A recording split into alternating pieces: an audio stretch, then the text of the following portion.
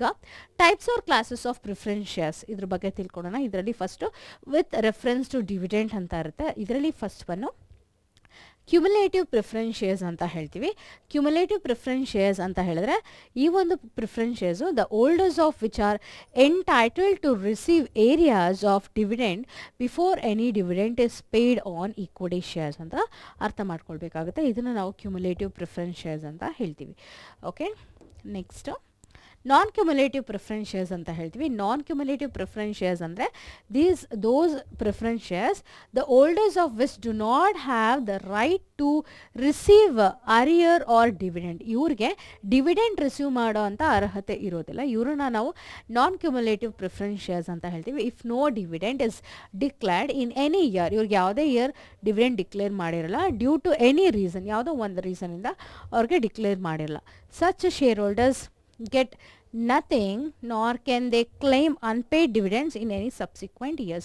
ಇದನ್ನು ನಾವು ನಾನ್ cumulative preference shares ಅಂತ ಅರ್ಥ ಮಾಡ್ಕೊಳ್ಬೇಕಾಗತ್ತೆ.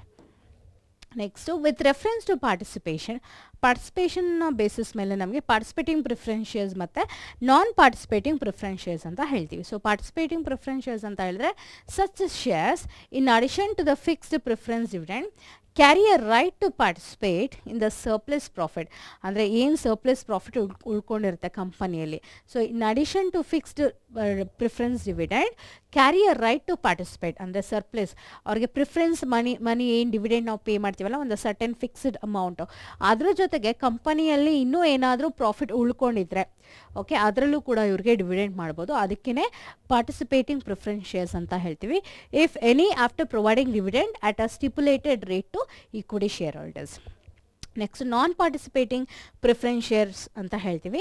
ಈ ಒಂದು shares get only a fixed rate of dividend every year, do not have any right to participate in the surplus profit. So ಅದಕ್ಕೆ ಇವ್ರನ್ನ ಏನಂತ ಹೇಳ್ತೀವಿ, ನಾನ್ ಪಾರ್ಟಿಸಿಪೇಟಿಂಗ್ ಪ್ರಿಫರೆನ್ಸ್ ಶೇರ್ ಅಂತ ಹೇಳ್ತೀವಿ. ಅಂದರೆ ಇವರಿಗೆ ಎಕ್ಸ್ಟ್ರಾ ಏನಾದರೂ ಪ್ರಾಫಿಟ್ ಉಳ್ಕೊಂಡಿದ್ರೆ ಕಂಪನಿ ಅದರಲ್ಲಿ ಯಾವುದೇ ಭಾಗನ ಕೊಡೋದಕ್ಕೆ ಆಗೋದಿಲ್ಲ. ಅದಕ್ಕೆ ಇವ್ರನ್ನ ನಾನ್ ಪಾರ್ಟಿಸಿಪೇಟಿಂಗ್ ಪ್ರಿಫರೆನ್ಸ್ ಶೇರ್ಸ್ ಅಂತ ಹೇಳ್ತೀವಿ. Okay, next with reference to ಕನ್ವರ್ಟಬಿಲಿಟಿಯಲ್ಲಿ ಮೊದಲಿಗೆ ನಮಗೆ ಕನ್ವರ್ಟಿಬಲ್ ಪ್ರಿಫರೆನ್ಸ್ ಶೇರ್ಸ್ ಇರುತ್ತೆ. ಕನ್ವರ್ಟಿಬಲ್ ಪ್ರಿಫರೆನ್ಸ್ ಶೇರ್ಸ್ ಅಂದರೆ are those preferences which have the right ಅಥವಾ option to be converted into equity shares. Okay, next non convertible preference shares ಅಂತ ಹೇಳ್ತೀವಿ. Are those preference shares which do not have the right ಅಥವಾ option to convert it into equity shares. ಅಂದರೆ convertible ಅಂದರೆ preference ಶೇರ್ಸ್ನ ಅವ್ರು ಯಾವಾಗ ಬೇಕಾದ್ರೂ ಒಂದು ಸ್ಟಿಪ್ಯುಲೇಟೆಡ್ ಟೈಮ್ ಆದಮೇಲೆ ಆ ಪ್ರಿಫರೆನ್ಸ್ ಶೇರ್ಸ್ನ ಅವರು ಈಕ್ವಿಟಿ ಶೇರ್ ಆಗಿ ಕನ್ವರ್ಟ್ ಮಾಡೋಕ್ಕೆ ಆಪರ್ಚುನಿಟಿ ಇದ್ದರೆ ಅದನ್ನು ನಾವು ಏನಂತ ಹೇಳ್ತೀವಿ, ಕನ್ವರ್ಟಿಬಲ್ ಪ್ರಿಫರೆನ್ಸ್ ಶೇರ್ಸ್ ಅಂತ ಹೇಳ್ತೀವಿ. ನಾನ್ ಕನ್ವರ್ಟಿಬಲ್ ಪ್ರಿಫರೆನ್ಸ್ ಶೇರ್ ಅಂದರೆ ಏನಂತ ಹೇಳ್ತೀವಿ, ಈ ಒಂದು ಪ್ರಿಫರೆನ್ಸ್ ಶೇರ್ಸ್ನ ಅವರು ಸ್ಟಿಪ್ಯುಲೇಟೆಡ್ ಪೀರಿಯಡ್ ಆದಮೇಲೋ ಅಥವಾ ಯಾವುದೇ ಅವ್ರಿಗೆ ರೈಟ್ಸ್ ಇಲ್ಲ, ಯಾವುದಕ್ಕೆ ರೈಟ್ಸ್ ಇಲ್ಲ, ಈಕ್ವಿಟಿ ಶೇರ್ಸ್ಗೆ ಕನ್ವರ್ಟ್ ಮಾಡೋಕ್ಕೆ ಇವ್ರಿಗೆ ರೈಟ್ಸ್ ಇಲ್ಲ. Okay, next with reference to redemption ಅಂತ ನಾವು ನೋಡೋದಾದರೆ ಮೊದಲಿಗೆ ರಿಡೀಮಬಲ್ ಪ್ರಿಫರೆನ್ಸ್ ಶೇರ್ಸ್ ಅಂತ ಇದೆ. ರಿಡೀಮಬಲ್ ಪ್ರಿಫರೆನ್ಸ್ ಶೇರ್ಸ್ ಅಂದರೆ ಏನು, these are the preference shares the amount of which can be redeemed by the company at the time specified for there repayment of earlier. ಅಂದರೆ ಒಂದು ಸ್ಟಿಪ್ಯುಲೇಟೆಡ್ ಟೈಮ್ ಆದಮೇಲೆ ಅವ್ರ ದುಡ್ಡು ವಾಪಸ್ ಸಿಗೋದನ್ನ ನಾವು ರಿಡೀಮಬಲ್ ಪ್ರಿಫರೆನ್ಸ್ ಶೇರ್ಸ್ ಅಂತ ಹೇಳ್ತೀವಿ. ಪ್ರಿಫರೆನ್ಸ್ ಶೇರ್ ಹೋಲ್ಡರ್ಸ್ ಏನು ಇನ್ವೆಸ್ಟ್ಮೆಂಟ್ ಮಾಡಿದರೆ ಆ ದುಡ್ಡನ್ನ ಅವ್ರಿಗೆ ವಾಪಸ್ ಕೊಡೋದು. ಇರ್ರಿಡೀಮಬಲ್ ಪ್ರಿಫರೆನ್ಸ್ ಶೇರ್ಸ್ ಅಂದರೆ ಈ ಒಂದು preference ಶೇರ್ಸಲ್ಲಿ amount of which cannot be refunded by the company unless the company is owned up. ಅಂದರೆ ಕಂಪನಿ ಶಟ್ ಡೌನ್ ಮಾಡೋವರೆಗೂ ನಾವು ಅವ್ರು ಹಾಕಿರೋ ದುಡ್ಡನ್ನ ಇನ್ವೆಸ್ಟ್ಮೆಂಟ್ ಮಾಡಿರೋ ದುಡ್ಡನ್ನ ವಾಪಸ್ ಕೊಡೋಕ್ಕೆ ಆಗದೇ ಇರೋವಂಥದ್ದು. ಬರೀ ನಾವು ಕಂಪನಿ ಕ್ಲೋಸ್ ಮಾಡೋ ಟೈಮಲ್ಲಿ ಮಾತ್ರ ಅವ್ರಿಗೆ ದುಡ್ಡು ವಾಪಸ್ ಕೊಡ್ತಾ ಇದ್ದಾರೆ.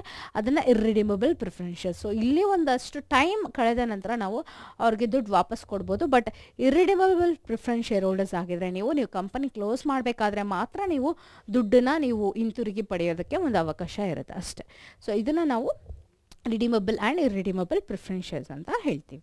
Okay, next some important terms used in accounting for share capital ಅಂತ ನಾವು ನೋಡಿದರೆ ಮೊದಲಿಗೆ ನೋಟ್ 1 ಮಿನಿಮಮ್ ಸಬ್ಸ್ಕ್ರಿಪ್ಷನ್ ಅಂತ ಹೇಳ್ತೀವಿ. ಅಂದರೆ ಸೆಕ್ಷನ್ 39 ಪ್ರಕಾರ ಇದು it is minimum amount stated in the prospectus that must be subscribed by the public before an allotment of any security is made. ಯಾವುದೇ ಒಂದು ಸೆಕ್ಯೂರಿಟಿ ಅಲಾಟ್ಮೆಂಟ್ ಮಾಡೋಕ್ಕೆ ಮುಂಚೆ ಒಂದು ಏನು ಮಿನಿಮಮ್ ಅಮೌಂಟ್ ಸ್ಟೇಟ್ ಮಾಡಿರ್ತಾರೆ ಪ್ರಾಸ್ಪೆಕ್ಟಸಲ್ಲಿ, ಅದನ್ನು ನಾವು ಮಿನಿಮಮ್ ಸಬ್ಸ್ಕ್ರಿಪ್ಷನ್ ಅಂತ ಹೇಳ್ತೀವಿ. ನೆಕ್ಸ್ಟು ಪ್ರಾಸ್ಪೆಕ್ಟಸ್ ಅಂದರೆ ಏನು? ಪ್ರಾಸ್ಪೆಕ್ಟಸ್ ಅನ್ನೋದು ಒಂದು ಇನ್ವಿಟೇಷನ್. ಓಕೆ, ಸೊ ಈ ಇನ್ವಿಟೇಷನ್ ಯಾರಿಗೆ ಕೊಡ್ತಾರೆ? ಕಂಪನಿಯವ್ರು ಪ್ರಿಪೇರ್ ಮಾಡಿ ಜನರಿಗೆ ಕೊಡ್ತಾರೆ. ಯಾಕೆ ಕೊಡ್ತಾರೆ ಅಂತ ಹೇಳಿದ್ರೆ, ಇದರಲ್ಲಿ ಕಂಪನಿಯ ಜಾತಕನೇ ಇರುತ್ತೆ. ಜಾತಕ ಅಂತ ಹೇಳಿದಾಗ ಎಷ್ಟು ಶೇರ್ ಹೋಲ್ಡರ್ಸ್ ಇರುತ್ತೆ, ಅವ್ರು ಎಷ್ಟು ಇನ್ವೆಸ್ಟ್ಮೆಂಟ್ ಮಾಡಿದ್ದಾರೆ, ಅವ್ರ ಟಾರ್ಗೆಟ್ ಏನಿದೆ, ಪ್ರಾಫಿಟ್ ಎಷ್ಟು ಮಾಡಬೇಕು, ಸೊ ಇದ್ರ ಬಗ್ಗೆ ಎಲ್ಲ ಡೀಟೇಲ್ಸು ಕೂಡ ಇದರಲ್ಲಿ ಇರೋದ್ರಿಂದ ಅದನ್ನು ಇನ್ವಿಟೇಷನ್ ಅಂತ ಹೇಳ್ತೀವಿ. ಓಕೆ, ನೆಕ್ಸ್ಟ್ ಕ್ಯಾಪಿಟಲ್ ಅಂದರೆ ಏನು? It means amount that is invested in the business for the purpose of earning revenue. Capital ಅಂದರೆ ನಾವು ಯಾವ ದುಡ್ಡನ್ನು ಬಿಸ್ನೆಸ್ಗೆ ಇನ್ವೆಸ್ಟ್ಮೆಂಟ್ ಮಾಡಿ ಅದರಿಂದ ರಿಟರ್ನ್ಸ್ ಎಕ್ಸ್ಪೆಕ್ಟ್ ಮಾಡ್ತೀವಲ್ಲ, ಅದನ್ನು ಕ್ಯಾಪಿಟಲ್ ಅಂತ ಹೇಳ್ತೀವಿ. In the case of a company, money is contributed by the company, by the public, and people who contributed money are called shareholders. Okay, next, share capital ಅಂದರೆ ಏನು? Capital raised by issue of shares. ಯಾವುದೇ ಒಂದು ದುಡ್ಡನ್ನು ನಾವು ಶೇರ್ಸ್ನ issue ಮಾಡಿ ಆ ಫಂಡ್ನ rice ಮಾಡ್ತಾ ಇದ್ವಿ, ಅದನ್ನು ನಾವು ಕ್ಯಾಪಿಟಲ್ ಅಂತ ಹೇಳ್ತೀವಿ, ಶೇರ್ ಕ್ಯಾಪಿಟಲ್ ಅಂತ. ಬಿಕಾಸ್ ಆ ಕ್ಯಾಪಿಟಲ್ ಯಾವುದರಿಂದ ಬರುತ್ತೆ? ಇಶ್ಯೂ ಆಫ್ ಶೇರ್ ಮಾಡೋದ್ರಿಂದ. ಓಕೆ, ಅದರಲ್ಲಿ ಆಥರೈಸ್ಡ್ ಕ್ಯಾಪಿಟಲ್ ಅಂತ ಹೇಳಿದ್ರೆ, and authorised capital refers to that amount that is stated in the memorandum of association as the share capital of the company. ಯಾವುದನ್ನು ನಾವು ಆಥರೈಸ್ಡ್ ಕ್ಯಾಪಿಟಲ್ ಅಂತ ಹೇಳ್ತೀವಿ? ಯಾವ ಒಂದು ಅಮೌಂಟು ಮೆಮೊರಂಡಮ್ ಆಫ್ ಅಸೋಸಿಯೇಷನಲ್ಲಿ ಮೆನ್ಷನ್ ಆಗಿರುತ್ತೆ, ಅದನ್ನು ನಾವು ಆಥರೈಸ್ಡ್ ಕ್ಯಾಪಿಟಲ್ ಅಂತ ಹೇಳ್ತೀವಿ. ಜೊತೆಗೆ it is the maximum amount, ಅದು ಅವ್ರ ಮ್ಯಾಕ್ಸಿಮಮ್ ಅಮೌಂಟ್ ಅವರೆಷ್ಟು ರೈಸ್ ಮಾಡ್ಬೋದು ಪಬ್ಲಿಕ್ಕಿಂದ ಅನ್ನೋದನ್ನು. Okay, and which it is authorised to raise from the public by the issue of shares. The amount is also called the registered or nominal capital. Okay, next subscribed capital ಅಂತ ಹೇಳ್ತೀವಿ. ಅಂದರೆ it is that part of the issued capital which has been actually subscribed. ಅಂದರೆ ಈಗ ನಾವು ಕೊಟ್ಟಿರೋ ಶೇರ್ಸಲ್ಲಿ ಎಷ್ಟು ಜನ subscribe ಮಾಡ್ಕೊಂಡಿದ್ದಾರೆ, ಎಷ್ಟು ಜನ ದುಡ್ಡು ಕೊಟ್ಟು ಅದನ್ನು ಪರ್ಚೇಸ್ ಮಾಡಿದ್ದಾರೆ, ಅದನ್ನು ನಾವು ಸಬ್ಸ್ಕ್ರೈಬ್ಡ್ ಕ್ಯಾಪಿಟಲ್ ಅಂತ ಹೇಳ್ತೀವಿ. So when the shares offered for public subscription were subscribed fully by the public, in such a case the issued capital and subscribed capital would be the same. So ನಾವು ಕೊಟ್ಟಿರೋದು full subscribe ಮಾಡಿದ್ರೆ ಇಶ್ಯೂಡು ಮತ್ತು subscribe ಎರಡೂ ಒಂದೇ ಆಗುತ್ತೆ. Next, issued capital. This is a part of authorized capital which is offered to the public for subscription. It cannot exceed authorized capital. ಅಂದರೆ issued capital ಅಂದರೆ ಇದು ಬಂದು ಒಂದು authorized capital ಅಲ್ಲಿ ಒಂದು ಪಾರ್ಟನ್ನು ನಾವು issued capital ಅಂತ ಹೇಳ್ತೀವಿ, which is offered to the public subscription. ಯಾವುದು ನಾವು ಜನರ ಸಬ್ಸ್ಕ್ರಿಪ್ಷನ್ಗೆ ಅಂತ ಕೊಟ್ಟಿರ್ತೀವಿ ಅದನ್ನು ನಾವಿಲ್ಲಿ issued capital ಅಂತ ಹೇಳ್ತೀವಿ. ಇದು ಬಂದ್ಬಿಟ್ಟು authorized capitalಗಿನ ಎಕ್ಸಸ್ ಹೋಗೋ ಹಾಗಿಲ್ಲ. ಓಕೆ, ಕಾಲ್ಡ್ ಅಪ್ ಕ್ಯಾಪಿಟಲ್ ಅಂದ್ರೇನು? It is the amount of nominal value of shares that has been called up by the company. ಯಾವ ಪರ್ಪಸ್ಗೆ? Payment by the subscriber towards the share. ಏನು ಶೇರ್ ಪರ್ಚೇಸ್ ಮಾಡಿದರೆ application ದುಡ್ಡು ಕೊಟ್ಟು ಅದರದ್ದು first call second ಕಾಲ್ ಅಂತ ಇರುತ್ತೆ. ಸೊ ಆ ನಾಮಿನಲ್ ವ್ಯಾಲ್ಯೂನ ಇಟ್ಕೊಂಡು ಕಾಲ್ ಮಾಡೋದನ್ನು ನಾವು ಇಲ್ಲಿ ಕಾಲ್ಡ್ ಅಪ್ ಕ್ಯಾಪಿಟಲ್ ಅಂತ ಹೇಳ್ತೀವಿ. Okay, next paid up capital ಅಂತ. ಪೇಯ್ಡ್ ಅಪ್ ಕ್ಯಾಪಿಟಲ್ ಅಂದ್ರೇನು? ಇದು ಕೂಡ it is a part of called up capital that the members of a company or shareholders have paid. So ಈ ಪೇಯ್ಡ್ ಅಪ್ ಕ್ಯಾಪಿಟಲ್ ಅಂತ ಹೇಳಿದಾಗ ಇದು ಒಂದು ಪೋರ್ಷನ್ ಆಗಿರುತ್ತೆ ಕ್ಯಾಪಿಟಲಲ್ಲಿ. ಅದು ಮೆಂಬರ್ಸ್ ಆಫ್ ಅ ಕಂಪನಿ ಅಥವಾ ಶೇರ್ ಹೋಲ್ಡರ್ಸ್ ಯಾವುದನ್ನು ಪೇ ಮಾಡ್ತಾರೆ ಅದ್ರ ಬೇಸಿಸ್ ಮೇಲೆ. ರಿಸರ್ವ್ ಕ್ಯಾಪಿಟಲ್ ಅಂದರೆ it is a part of increased capital and or portion of uncalled share capital of an unlimited company which can be called only in the case of winding up of the company. ಅದನ್ನ reserve capital ಅಂತ ಹೇಳ್ತೀವಿ. ಅಂದರೆ ಒಂದು portion of ಏನು increase ಆಗುತ್ತೆ ಕ್ಯಾಪಿಟಲ್ನ ಅಥವಾ portion of uncalled. ಈಗ ಒಂದು ಟೋಟಲ್ ಅಮೌಂಟ್ ಅಥವಾ ಟೋಟಲ್ ಶೇರ್ಸಲ್ಲಿ ಒಂದು 50,000 ಇದೆ ಅಂತ ಹೇಳಿದ್ರೆ ನಾವು 10 ರೂಪಾಯಿ ಒಂದು ಶೇರ್ ಬೆಲೆ ಆದರೆ ಬರೀ 2 ರೂಪಾಯಿ ಕಾಲ್ ಮಾಡ್ತೀವಿ, ಇನ್ನು ಉಳಿದಿರೋದಿರುತ್ತೆ. ಸೊ ಅದನ್ನು ನಾವಿಲ್ಲಿ ರಿಸರ್ವ್ ಕಾಲ್ ಅಂತ ಹೇಳ್ತೀವಿ. ಓಕೆ, ಎಷ್ಟು ಅಮೌಂಟ್ ರಿಸರ್ವ್ಗೆ ಇಟ್ಟಿರ್ತೀವಿ ಅದು. ನೆಕ್ಸ್ಟ್ ಕ್ಯಾಪಿಟಲ್ ರಿಸರ್ವ್ ಅಂತ ಹೇಳ್ತೀವಿ. It is a capital profit which is not available for distribution as dividend. ಅದನ್ನು ನಾವಿಲ್ಲಿ ಕ್ಯಾಪಿಟಲ್ ರಿಸರ್ವ್ ಅಂತ ಹೇಳ್ತೀವಿ. ಅಂದರೆ ಕಂಪನಿಗೆ ಏನು ಲಾಭ ಬಂದಿರುತ್ತೆ ಆ ಲಾಭದಲ್ಲಿ ನಾವು ಯಾವ ಡಿಸ್ಟ್ರಿಬ್ಯೂಷನ್ ಮಾಡ್ತಾ ಇಲ್ಲ ಆ ಒಂದು ಪೋರ್ಷನ್ನ ನಾವು ಕ್ಯಾಪಿಟಲ್ ರಿಸರ್ವ್ಸ್ ಅಂತ ಇಲ್ಲಿ ಅರ್ಥ ಮಾಡ್ಕೊಳ್ಬೇಕಾಗುತ್ತೆ. It is represented in the balance sheet. ಇದು ಯಾವುದರಲ್ಲಿ ರೆಪ್ರೆಸೆಂಟ್ ಆಗಿರುತ್ತೆ, ಬ್ಯಾಲೆನ್ಸ್ ಶೀಟಲ್ಲಿ ಕೂಡ ರೆಪ್ರೆಸೆಂಟ್ ಆಗಿರುತ್ತೆ of the company as reserves and surplus under the heading called shareholders fund. Shareholders fund ಅಂಡರಲ್ಲಿ ರಿಸರ್ವ್ಸ್ ಆ್ಯಂಡ್ ಸರ್ಪ್ಲಸ್ ಅಲ್ಲಿ ಇದನ್ನು ಸೇವ್ ಮಾಡಿರ್ತಾರೆ. Okay, next issues of shares at premium ಅಂತ ಹೇಳ್ತೀವಿ. It is an issue of shares at more than face value. Face ವ್ಯಾಲ್ಯೂಕಿಂತ ಜಾಸ್ತಿಗೆ ನಾವು issue ಮಾಡ್ತಾ ಇರೋದನ್ನ ನಾವು issue of shares at a premium ಅಂತ ಹೇಳ್ತೀವಿ. Next, this premium can be utilized for section 52. So andre issue of fully paid bonus shares to the shareholders. Next, write off preliminary expenses of the company, ಜೊತೆಗೆ writing of securities, issue expenses, commission paid, discount on issue of securities. ಅದರ ಜೊತೆಗೆ for providing the premium payable on redemption of redeemable preference shares or debentures of the company, ಜೊತೆಗೆ for buyback of its own shares as per section 68. ಅಂದರೆ ಏನಿಲ್ಲಿ fully paid bonus shares to the shareholder, ಇದು ಕೂಡ ಒಂದು premium ಅಂತ ಹೇಳ್ಬೋದು. ಇದೆಲ್ಲ premium ಕೂಡ utilise ಮಾಡ್ಕೊಳ್ತಾ ಇದೀವಿ. ಸೊ ಫುಲ್ ಅಂದರೆ ಫುಲ್ ದುಡ್ಡು ಕೊಟ್ಟು ನಾವು ಪೇ ಮಾಡಿರೋ ಅಂತ ಇದನ್ನು ಬೋನಸ್ ಶೇರ್ಸ್ ಅಂತ. ಜೊತೆಗೆ write off preliminary expenses of the company ಅದನ್ನು ವಾಪಸ್ ಕೊಡೋದು. ಜೊತೆಗೆ securities issue expenses commission paid ಏನಿರುತ್ತೆ ಅದನ್ನು ಕೂಡ ವಾಪಸ್ ಕೊಡೋದು. ಜೊತೆಗೆ providing the premium payable on redemption of redeemable preference shares ಅಥವಾ debentures of the company. Next, for buyback of its own shares as per section 68.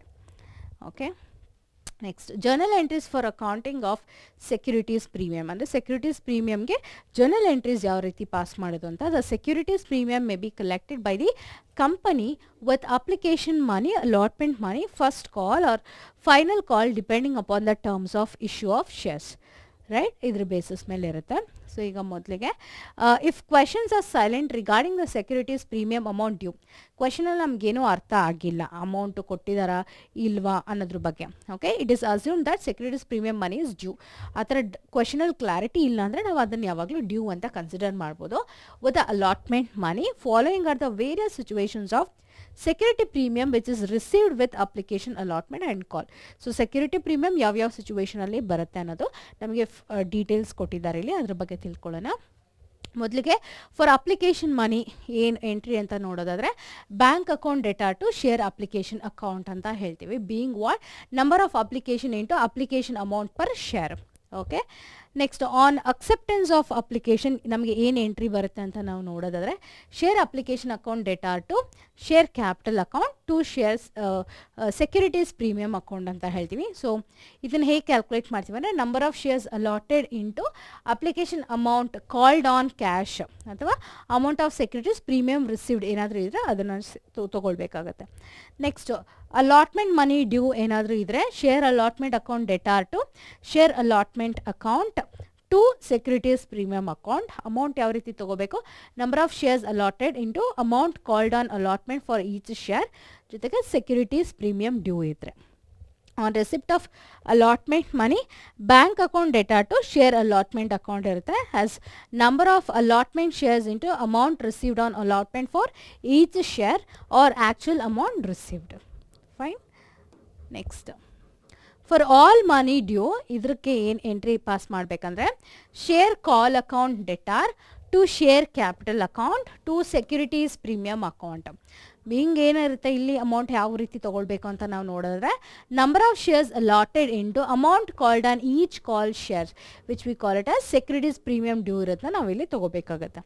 Next on receipt of sales money ಅಂತ ನೋಡೋದಾದರೆ ಇದರಲ್ಲಿ bank account debtor to share call money, share call account ಅಂತ ಹೇಳ್ತೀವಿ. ಯಾವ basis ಮೇಲೆ number of applications allot ಮಾಡಿರ್ತೀವಿ that into amount received on each share, ಇದ್ರ basis ಮೇಲೆ ನಾವಿಲ್ಲಿ ಅಮೌಂಟ್ನ ತೊಗೊಳ್ಬೇಕಾಗತ್ತೆ. Next issue of shares at discount ಅಂದರೆ ಸೆಕ್ಷನ್ 53ರ ಪ್ರಕಾರ ಆ company cannot issue shares at discount other than sweat equity shares. ಇದನ್ನು ಬಿಟ್ಟು ಬೇರೆ ಯಾವುದೇ ಶೇರ್ಸ್ ಕೂಡ ಡಿಸ್ಕೌಂಟಲ್ಲಿ ನಾವು ಇಶ್ಯೂ ಮಾಡೋಂಗಿಲ್ಲ ಕಂಪನಿಯವರು. Okay, shares issue for consideration other than cash. Other than cash ಯಾವ ಶೇರ್ಸ್ನ ನಾವು ಕನ್ಸಿಡರ್ ಮಾಡ್ತೀವಿ ಅಂತ ನಾವಿಲ್ಲಿ ನೋಡೋದಾದರೆ when a company purchases any fixed asset or business and makes the payment to the vendor in form of issue of shares in place of cash, it is called the issue of shares for consideration other than cash. ಅಂದರೆ ಏನು, ಯಾವುದೇ ಒಂದು company fixed ಅಸೆಟ್ನ purchase ಮಾಡ್ತಾ ಇದ್ರೆ ಅಥವಾ business ಅದು payment ಮಾಡ್ತಾ ಇದ್ರೆ ವೆಂಡರ್ಗೆ from the issue of shares in place of cash, it is called, ಇದನ್ನು ಏನಂತ ಹೇಳ್ತೀವಿ, issue of shares for consideration other than cash ಅಂತ ಇಲ್ಲಿ ನಾವು ಅರ್ಥ ಮಾಡ್ಕೊಳ್ಬೋದು.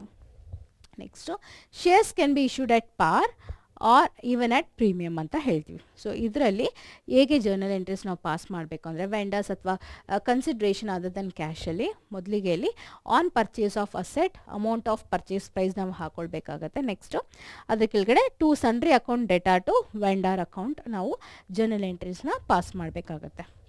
Next on purchase of business, ಇದರಲ್ಲಿ ನಾವು when purchase consideration is more than net asset sundry asset ಅಕೌಂಟ್ನ ನಾವು ಡೆಬಿಟ್ ಮಾಡಬೇಕಾಗುತ್ತೆ ಅಗ್ರೀಡ್ ಬೇಸಿಸ್ ಮೇಲೆ. ಆಮೇಲೆ ಗುಡ್ವಿಲ್ ಅಕೌಂಟ್ ಬ್ಯಾಲೆನ್ಸ್ ಏನಾದರೂ ಇದ್ದರೆ ತೊಗೋಬೇಕು. ಟು ಏನು, sundry liabilities to vendor. So ಇದನ್ನು ನಾವು ಜರ್ನಲ್ ಎಂಟ್ರಿ ಅಂತ ಪಾಸ್ ಮಾಡಬೇಕಾಗುತ್ತೆ. ಜೊತೆಗೆ when purchase consideration is less than the net asset, ಆವಾಗ ನಾವು ಏನು ಮಾಡಬೇಕಂತ ಹೇಳಿದ್ರೆ ಸನ್ರಿ ಅಸೆಟ್ಸ್ ಅಕೌಂಟ್ ಡೆಬಿಟ್ ಮಾಡಬೇಕಾಗುತ್ತೆ ಅಗ್ರೀಡ್ ವ್ಯಾಲ್ಯೂ ಬೇಸಿಸ್ ಮೇಲೆ.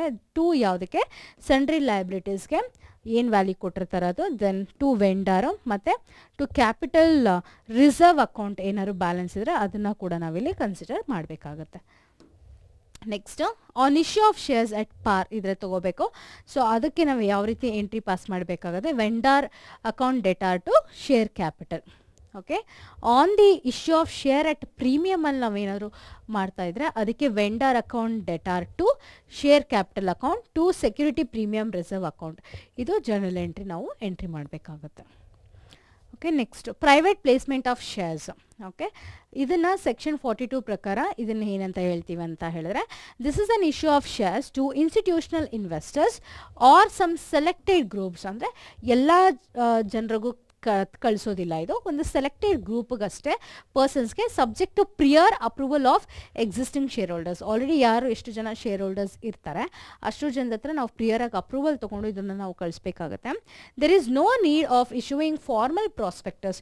ಇವ್ರಿಗೆ ನಾವೇನು ಬೇರೆಯವ್ರಿಗೆ ಕೊಡೋರೈತೆ ಒಂದೇನು ಫಾರ್ಮಲ್ ಪ್ರಾಸ್ಪೆಕ್ಟಸ್ ಅಥವಾ ಇನ್ವಿಟೇಷನ್ ಅಂತ ಏನು ಹೇಳ್ತೀವಿ ಅದನ್ನು ಕೊಡುವಂಥ ನೆಸೆಸಿಟಿ ಇಲ್ಲ.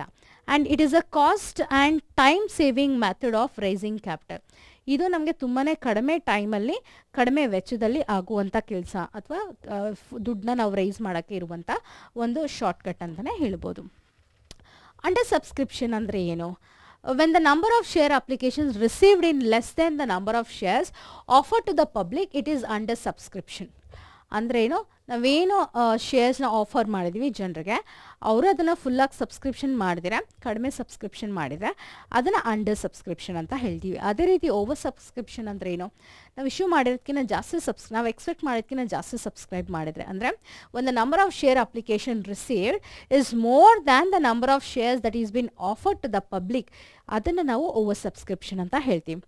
ಐದರ್ ರಿಜೆಕ್ಟ್ ದ ಎಕ್ಸಸ್, ಆ ಥರ ಆದಾಗ ನಾವು ಎಕ್ಸಸ್ ಏನಿರುತ್ತೆ ಅಪ್ಲಿಕೇಶನ್ಸ್ ಅದನ್ನು ನಾವು ರಿಜೆಕ್ಟ್ ಮಾಡ್ಬೋದು, ಅಥವಾ ಮೇಕ್ ಪ್ರೋರೇಟಾ ಅಲಾಟ್ಮೆಂಟಲ್ಲಿ ಕೂಡ ನಾವು ಮಾಡ್ಕೊಳ್ಬೋದು. ಜೊತೆಗೆ partially refund amount and on other applications pro rata, ಅರ್ಧ ವಾಪಸ್ ಕೊಟ್ಬಿಡೋದು ದುಡ್ಡು, ಇನ್ನೂ ಅರ್ಧ ಪ್ರೋರೇಟಾ ಬೇಸಿಸ್ ಮೇಲೆ ನಾವು ಶೇರ್ಸ್ನ ಅಲಾಟ್ ಮಾಡ್ಕೊಬೋದು. ನೆಕ್ಸ್ಟ್ ಕಾಲ್ಸ್ ಇನ್ ಅರಿಯರ್ಸ್ ಅಂತ ಹೇಳ್ತೀವಿ. Any amount which has been called or demanded by company from shareholders but not paid by the shareholders till the last date that is mentioned in call letter, ಇದನ್ನು ನಾವು calls in arrears ಅಂತ ಹೇಳ್ತೀವಿ. ಅಂದರೆ ಯಾವುದೇ ಒಂದು amount which is been called or demanded, ನಾವು demand ಮಾಡ್ತಾ ಇದ್ದು, ಯಾರು ಡಿಮ್ಯಾಂಡ್ ಮಾಡ್ತಾಯಿದ್ರೆ ಕಂಪನಿ ಶೇರ್ ಹೋಲ್ಡರ್ಸ್ಗೆ ಡಿಮ್ಯಾಂಡ್ ಮಾಡ್ತಾಯಿದ್ರೆ, ಬಟ್ ಅದಕ್ಕೆ ನಾವು ಯಾವುದೇ ಅಮೌಂಟ್ ರಿಸೀವ್ ಮಾಡ್ಕೊಳ್ತಾ ಇಲ್ಲ ಅಂತ ಹೇಳಿದ್ರೆ ಲಾಸ್ಟ್ ಡೇಟ್ವರೆಗೂ, ಓಕೆ, ಅದನ್ನು ನಾವು ಕಾಲ್ಸ್ ಇನ್ ಅರಿಯರ್ಸ್ ಅಂತ ಕನ್ಸಿಡರ್ ಮಾಡ್ಬೋದು.